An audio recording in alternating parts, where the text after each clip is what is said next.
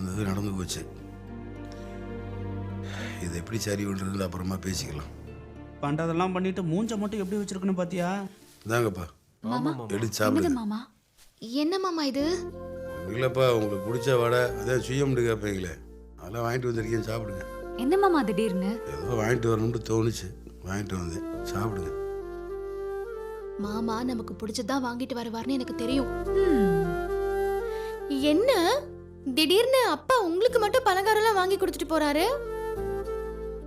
ஏமா அதெல்லாம் வெறும் பலகாரம் இல்ல, ஒவ்வொன்றும் ஒவ்வொரு அவார்டு.